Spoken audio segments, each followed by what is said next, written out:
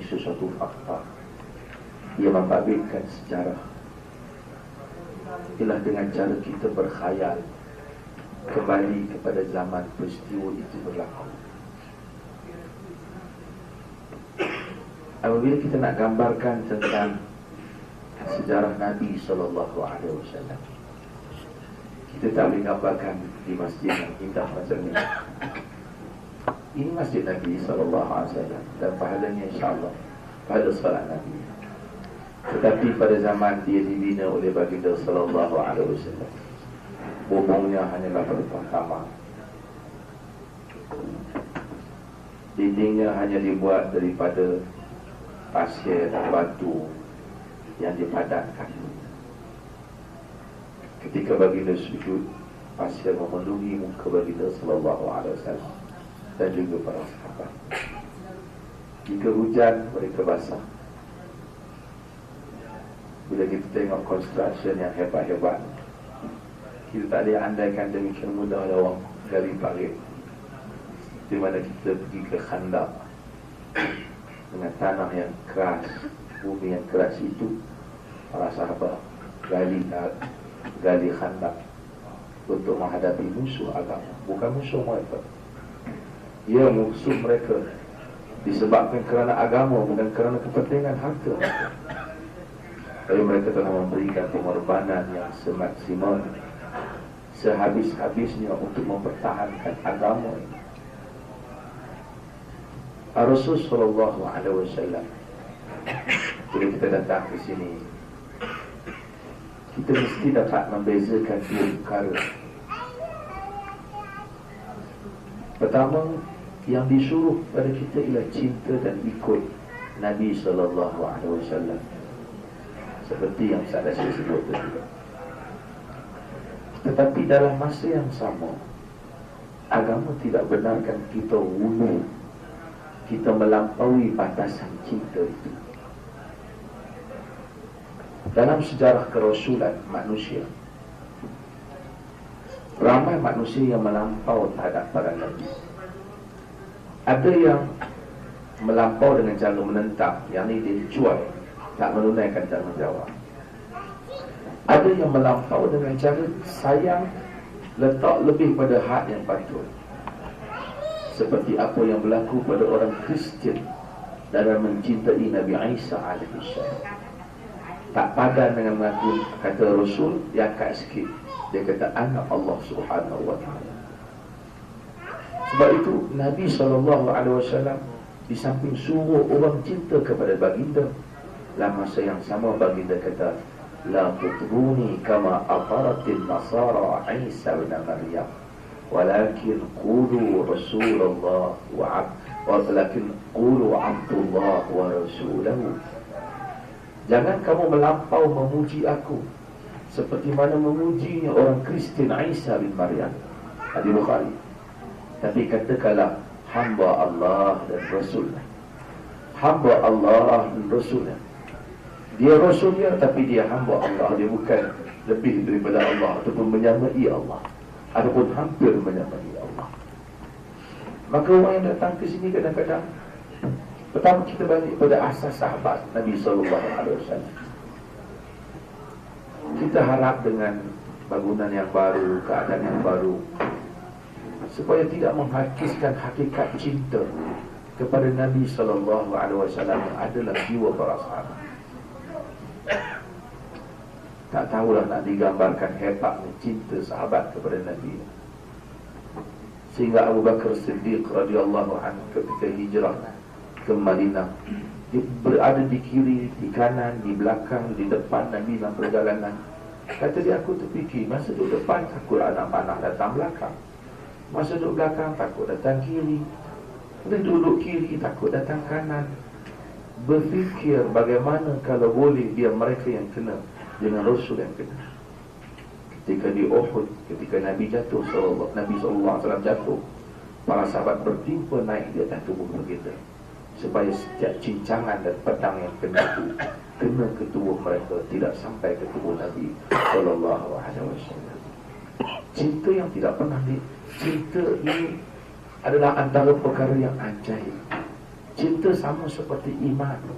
Cinta tak boleh paksa. Kita kata, baik kau cinta kat aku, tak cinta aku tak apa. Tak mungkin. Hanya pemimpin-pemimpin dunia Arab yang gila sahaja yang memaksa rakyatnya untuk berdiri di hadapan gambar mereka dan melafazkan rasa cinta, sedangkan rakyatnya membenci mereka. Hanya para raja dan sultan yang tidak ada akal saja yang menyuruh rakyatnya memuji gambarnya, sedangkan mereka menghimpun rasa benci dalam hati mereka. Kita tak mungkin paksa orang cinta. Cinta adalah hati. Nabi bukan saja diikuti, bagi dia mencintai. Cinta yang tidak dipaksa. Sebab itu Ibn Asakir menyebut dalam tarikhnya, dalam buku sejarah, apabila baginda wafat, Bilal bin Rabah sedang berazan lagi di masjid Nabi SAW.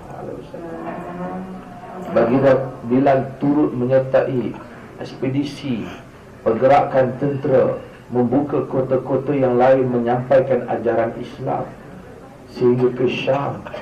Sehinggalah pada suatu hari Bilal balik ke masjid ini dan dia dipujuk oleh Hasan dan Husain. Kata, wahai Bilal, azanlah.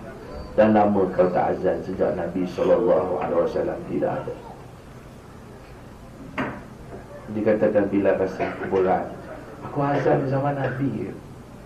Bila nak azan bukan zaman Nabi, hatiku rasa sayu. Sebab tu apabila Bilal naik, bila melakukan Allahu Akbar, Allahu Akbar, dikatakan penduduk Madinah keluar bersama dengan tangisan dan isak. Mereka bertanya, adakah Rasulullah SAW kembali hidup? Suara ini hanya kami dengar semasa zaman Nabi SAW. Telah lama Bilal tidak ada. Nabi yang menyelamatkan mereka daripada kegelapan kepada cahaya.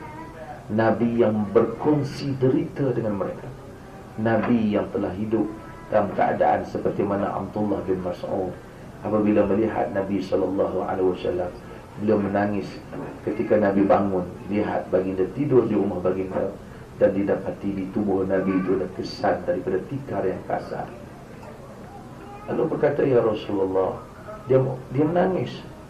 Kata-kata Nabi, wa ma yubkika ya Abdullah, apa yang menyebabkan kau menangis wahai Abdullah? Kata Abdullah bin Mas'ud, wahai Rasulullah, Kisra dan Qaisar yutwuna ad-dibaj wal harir wa anta naimun ala hadha al-hasir. Kisra dan Rum, Maharaja Parsi dan Rum, mereka tidur di atas tempat, di atas sutra, di atas kain yang indah, sedangkan engkau tidur di atas tikar ini yang telah pernah asara bijambika ya Rasulullah, yang telah memberikan kesan pada tubuhmu wahai Rasulullah. Nabi yang tidak mengambil kesempatan daripada semua kemungkinan yang boleh dilakukan. Ketika Abu Sufyan melihat Nabi SAW, apabila Nabi nak buka kota Mekah, kata Abu Sufyan, aku telah tengok pembesar-pembesar Rum dan Parsi. Aku tidak pernah melihat orang cinta dan taat kepada seorang dengan penuh kasih sayang seperti mana pengikut Muhammad sayangkan Muhammad. Dalam keadaan sayang itu, Nabi nak pastikan mereka tidak melampaui batas. Mereka sayang kerana baginda berjasa, mereka sayang kerana baginda Rasulullah, tapi mereka tidak pernah menyatakan baginda ialah anak Allah. Maka tidak menyatakan baginda ialah gantian Tuhan, yang mana mereka panggil, wahai Muhammad, tunaikan hajat kami. Mereka kata, ya Allah, tunaikanlah hajat kami. Apabila kita mari ke sini, kita berdoa kepada Allah. Kita tidak pergi kata, wahai Rasulullah, keluarkan kesusahan aku. Kita tak kata. Sehingga apabila seorang datang kepada Nabi, bima sya'allah wa bima syi'ta ya Rasulullah, dengan apa yang Allah dan engkau kendaki wahai Rasulullah, Nabi kata, aja'antani lillahi nidda, kau jadikan aku sekutu Allah. Qul bima sya'allahu ahda, katakanlah apa yang Allah sahaja kendaki. Sebab tu orang Islam tak pergi kata, wahai Rasulullah, tunaikan hajatku, kita tak kata. Apabila berlaku perkembangan manusia peras, lalu cuba mencari jalan ringkas menuju Tuhan, mereka mula memanggil wali-wali. Kononnya wali-wali ini boleh memberikan pertolongan segera kepada mereka, melebihi Rasulullah SAW. Kita tengok dulu perkembangan beberapa aliran di Malaysia, yang kata kononnya panggil Tok Syekh dia, kereta pancit tayar boleh elok. Panggil Syekh Abdul Qadir Jilani, sakit demam, dia boleh datang sembuhkan. Dan aliran tarikat seperti ini sedang berkembang dalam masyarakat materialistik seperti Malaysia dan juga Singapura. Saya sebut pada orang Singapura, kerana apabila manusia stres, ditekan, dia cuba mencari jalan pantas untuk kononnya menyelesaikan masalahnya, tetapi sebahagian jalan pantas itu menuju kepada syirik kepada Allah SWT. Nabi tak benarkan. Semua orang kata ada masalah, mari tanya kepada Tok Wali, Tok Wali boleh selesai masalah. Ada masalah, pergi ke kubur wali, panggil wali, wahai wali, selesai masalah. Kita pergi ke kubur Sayyidina Hamzah, jika dia tak bagi amarah, dia tak tulis tu macam wahai Sayyidina Hamzah, selesaikan, bagilah kekuatan pedang lah, apa semua, nanti semua geng silat nanti mari. Para sahabat Nabi SAW selepas Nabi wafat, mereka menghadapi masalah, siapa yang nak ganti Abu Bakar, siapa yang nak ganti Umar. Di Saqifah Bani Sa'idah berlaku pandangan yang agak tegang di kalangan mereka. Tak pernah seorang pun di kalangan sahabat Nabi, sama ada pada zaman Ali ketika Ali berperang dengan Muawiyah, ataupun Aisyah keluar berperang dengan Ali, yang mereka semua sahabat Nabi, yang menyatakan jom kita pergi kubur Nabi, kita tanya Nabi siapa yang betul antara kita. Tak ada. Ataupun kita, wahai Rasulullah, datanglah dalam mimpi Ali, Rasulullah kata, wahai Ali, kau betul, Aisyah salah. Tak ada. Sedangkan mereka lebih dekat dengan Nabi. Tiba-tiba orang bagi kata, bila ada masalah pergi ke kubur, panggil kubur Tok Wali bagi penyelesaian. Ini tarikat-tarikat yang muncul di Malaysia, Naqsyabandi dan Naqsyabandi. Di Indonesia mereka muncul dalam setengah masyarakat yang tertekan dengan soal keuangan dan seumpamanya. Muncul seorang akan memberikan satu harapan dan igawan pada manusia. Nabi adalah insan yang praktikal, hidup di atas realiti. Quran berulang kali menyebut, semua Nabi ikrarkan dan sebut, qul innama ana basyarun mislukum yuha ilayya annama ilahukum ilahun wahid.